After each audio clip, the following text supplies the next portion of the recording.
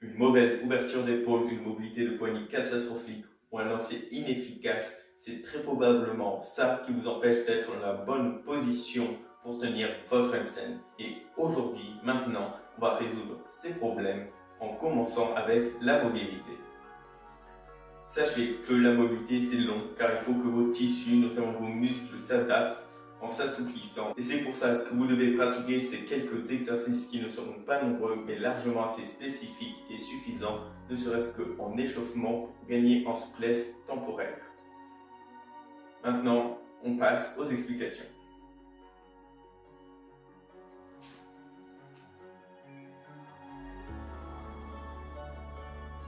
Voyez-vous, là je ne suis pas échauffé et j'ai donc ma mobilité normale et donc je ne suis vraiment pas très souple. Donc vous voyez que ici je ne peux pas amener mes bras vraiment à la verticale sans courber le dos. Donc vous imaginez bien que ça rend le handstand plus compliqué parce que donc si j'essaie de mettre mes bras à la verticale, mon dos sera légèrement courbé et je peux vous dire que cela complexifie l'apprentissage du handstand.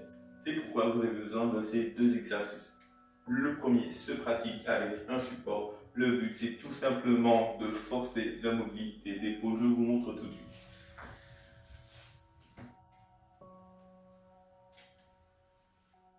Donc vous l'ajustez comme vous voulez, soit en forçant un certain temps, puis en relâchant, soit en faisant de petites oscillations, en tenant simplement.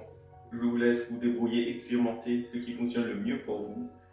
Le but ici c'est de gagner en souplesse brute, mais nous allons avoir besoin d'un deuxième exercice avec le mur pour l'appliquer au handstand. Donc le but ça va simplement de faire un handstand avec les talons contre le mur et essayer de rentrer la tête entre les épaules, ressortir le buste et donc tenir un peu plus droit, en tout cas au niveau des épaules.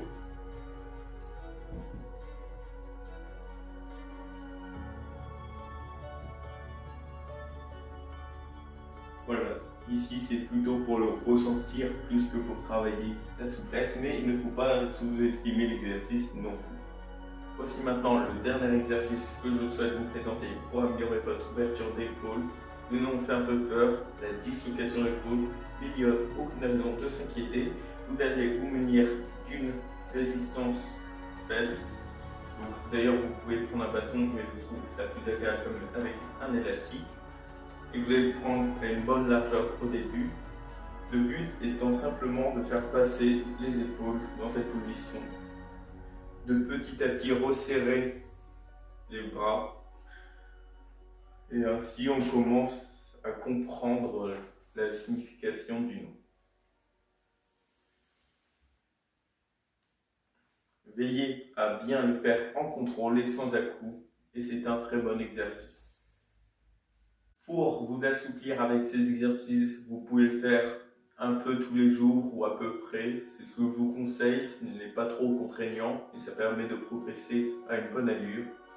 Ce que je vous conseille, c'est de en plus garder un exercice, moi c'est celui avec la barre, pour l'inclure dans votre échauffement et ainsi avoir une mobilité améliorée dans vos séances avec une sorte de souplesse temporaire.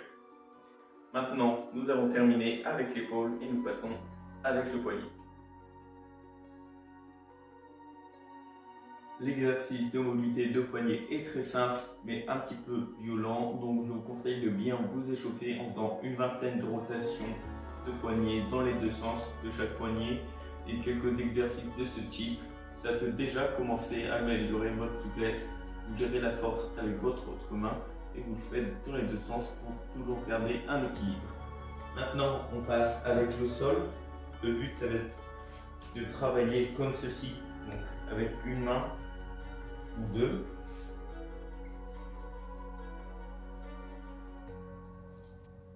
Le but c'est de trouver le point à partir duquel ça tire un petit peu, ça travaille sans que ce soit trop douloureux, sans que ce soit nocif pour vos tendons, tout ça. Donc le but ça peut être d'osciller ou alors de forcer un petit peu puis de relâcher. Vous trouvez votre méthode, ne restez pas trop longtemps comme ça. Reposez votre poignet, vous pouvez même le faire dans l'autre position pour toujours garder un équilibre. Et donc C'est tout simplement ça. Je n'ai pas d'autres conseils à apporter. Le but, c'est d'améliorer à chaque séance. Ah oui, et les séances, je vous conseille d'en faire 2 par semaine. Ah, les séances, c'est quelques minutes d'étirement.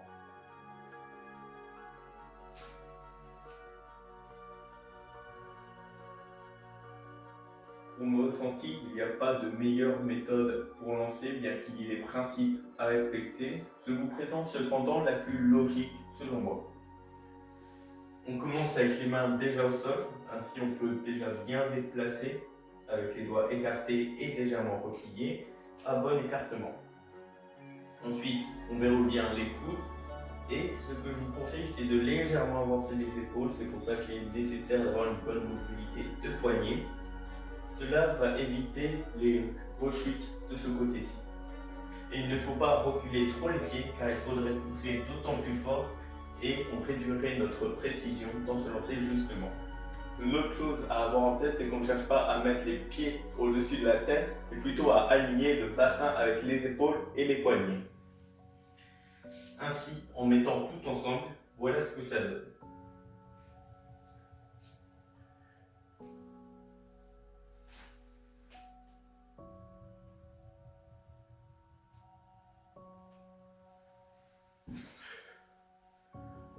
Un dernier élément que j'ai oublié de préciser car il me semble évident, mais l'objectif directement après avoir lancé les pieds, c'est la première jambe qui doit se tendre directement en arrivant en haut et la deuxième qui doit la rejoindre de la même façon et elles doivent se recoller pour être le plus droit et gainé, avoir une meilleure forme et avoir plus de chances de tenir. Je vous remonte tout. Main au sol, doigts écartés et légèrement repliés, écartement des mains à la largeur des épaules, coudes verrouillés, les épaules légèrement vers l'avant, sans plier les coudes. On ramène les pieds et essaye de placer le bassin au-dessus des épaules, tout en tendant les jambes.